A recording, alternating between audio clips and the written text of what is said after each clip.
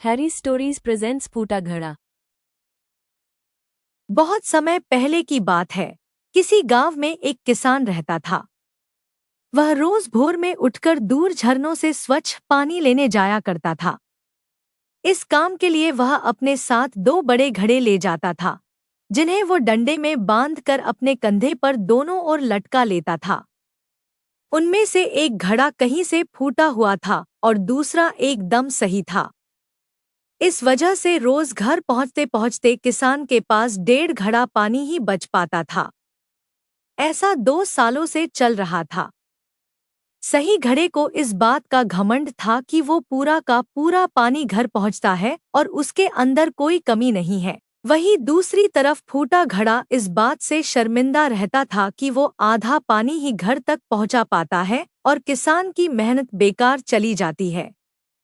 फूटा घड़ा ये सब सोचकर बहुत परेशान रहने लगा और एक दिन उससे रहा नहीं गया। उसने किसान से कहा, मैं खुद पर शर्मिंदा हूँ और आपसे क्षमा मांगना चाहता हूँ।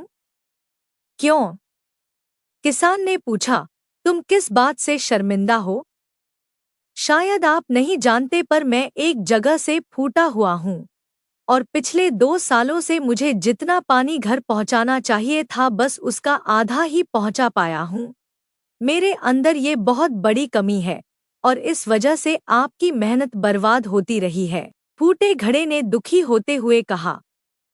किसान को घड़े की बात सुनकर थोड़ा दुहक हुआ और वह बोला, कोई बात नहीं, मैं चाहता हूँ कि आज लौटते वक्त तुम रास्ते में पड़ने वाले सुंदर फूलों को देखो। घड़े ने वैसा ही किया। वह रास्ते भर सुंदर फूलों को देखता आया। ऐसा करने से उसकी उदासी कुछ दूर हुई, पर घर पहुंचते पहुंचते फिर उसके अंदर से आधा पानी गिर चुका था। वो मायूस हो गया और किसान से क्षमा मांगने लगा। किसान बोला, शायद तुमने ध्यान नहीं दिया, पूरे रास्ते में जितने भी फूल थे वो बस तुम्हारी तरफ ही थे, सही घड़े की तरफ एक भी फूल नहीं था।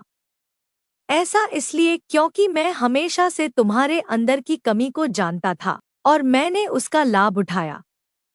मैंने तुम्हारे तरफ वाले रास्ते पर रंग बिरंगे फूलों के बीज बो दिए थे। तुम रोज थोड़ा थोड़ा करके उन्हें सींचते रहे और पूरे रास्ते को इतना खूबसूरत बना दिया। आज तुम्हारी वजह से ही मैं इन फूलों को भगवान को अर्पित कर पाता हूँ और अपना घर सुंदर बना पाता हूँ। तुम ही सोचो, अगर तुम जैसे हो वैसे नहीं होते तो भला क्या मैं ये सब कुछ कर पाता? दोस्तों, हम सभी के अंदर कोई ना कोई कमी होती है, पर यही कमियां हमें अनोखा बनाती हैं। उस किसान की तरह हमें भी हर किसी को वो जैसा है वैसे ही स्वीकारना चाहिए और उसकी अच्छाई की तरफ ध्यान देना चाहिए। और जब हम ऐसा करेंगे तब फूटा घड़ा भी अच्छे घड़े से मूल्यवान हो जाएगा। Thank you for watching video. Subscribe for more videos.